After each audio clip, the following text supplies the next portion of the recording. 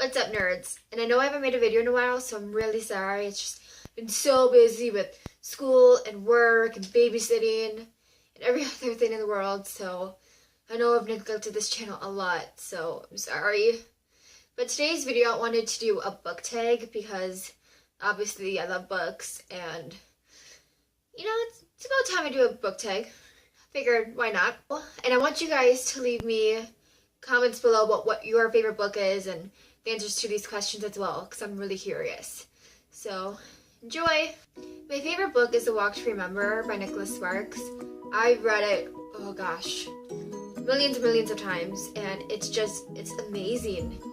The reason why I love it so much personally is because it's based in the 1950s, and I love that time era. It's so classy and beautiful, and just something I've always wanted to be a part of but never got the chance to be. So I love going back in that book and just kind of like reliving the 50s with the characters.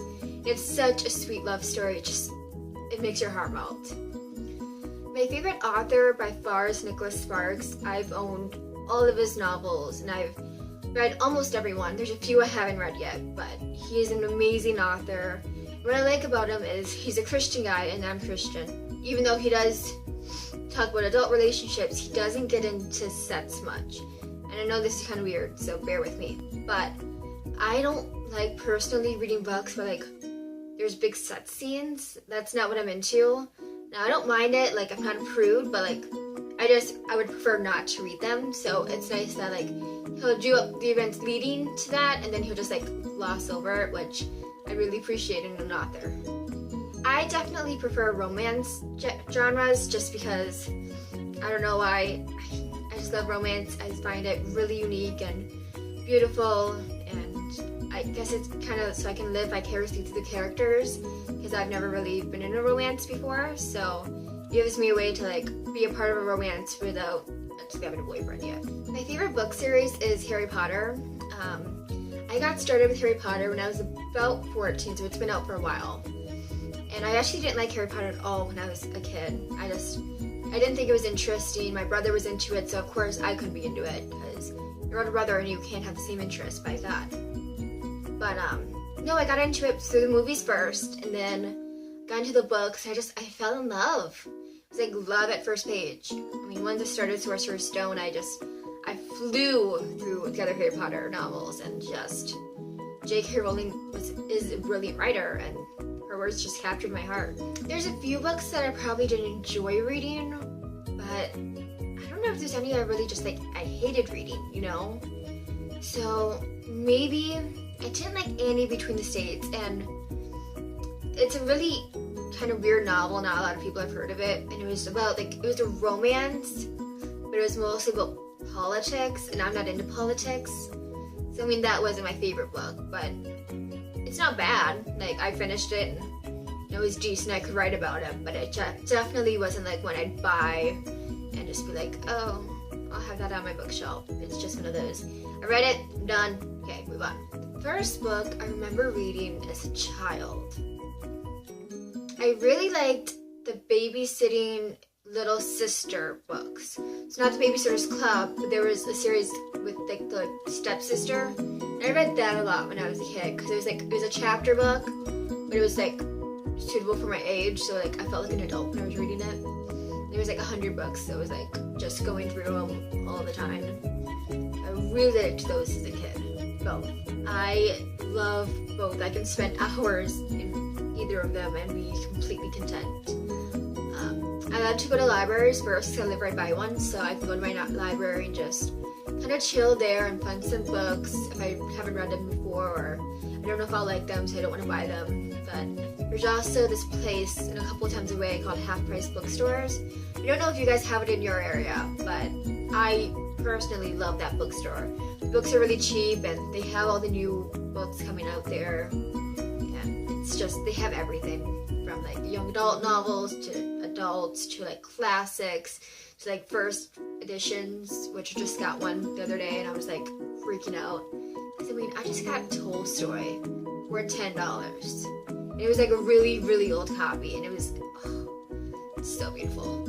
I think the last time I counted my books, I had almost 200, but I bought a lot more since then.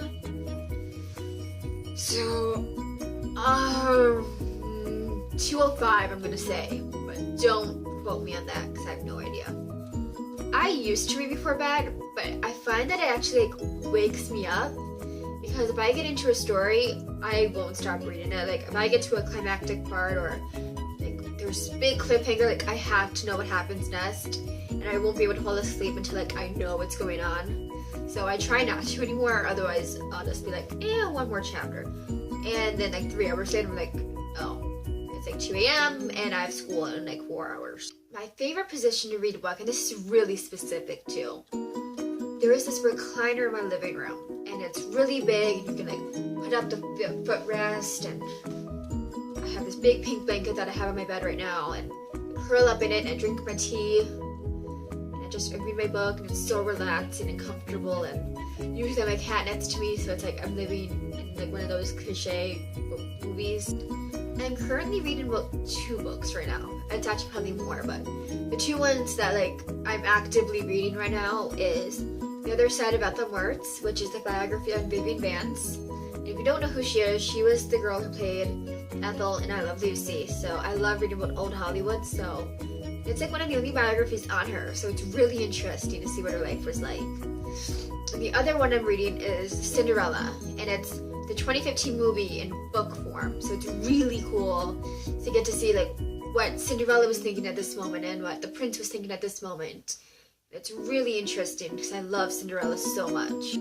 This is actually my favorite book ever. Like, if anybody asks me what my favorite quote is, this was the one I'll say it. And bear with me because it's a little long. So, I am no bird, and no net ensnares me. I'm a free human being with an independent will. It's from the novel Jane Eyre, and it is my second favorite novel in the entire world. I love it, love it, love it to pieces. And I think one of the reasons I love it so much is because I'm a feminist, and Jane Eyre is a feminist novel from the 1840s, so it's really interesting to read what Jane's thoughts were, because it was also what Charlotte, which was the author's thoughts. And so for her to like symbolize the bird and everything with feminism, it just really touched me on a level. I like fantasy more, so I read Harry Potter, and I haven't read the Hobbit series yet, but I really want to. So I've just been more of a fantasy person more than science fiction.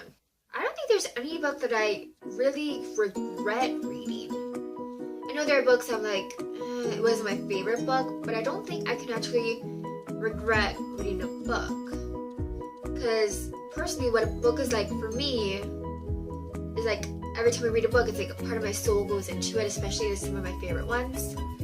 So it's like I can't really regret part of my soul, you know. I know that's really cliche and weird, but I'm a pretty cliche and weird person. I have 2 bookshelves, and they're both, one is completely full, like I can't even get any more books on it at all. The other one is like halfway full, but I think it's just because my books are kind of scattered all over my room right now, so I have to like put them back on my shelves, and it'll probably be full too. But the problem is, I don't have room for another bookshelf, so I'm gonna have to get like creative room where I put my books now, like under my bed or my dresser or somewhere weird like that. I don't know, because I read so much and so fast that I don't really have a chance to like keep track.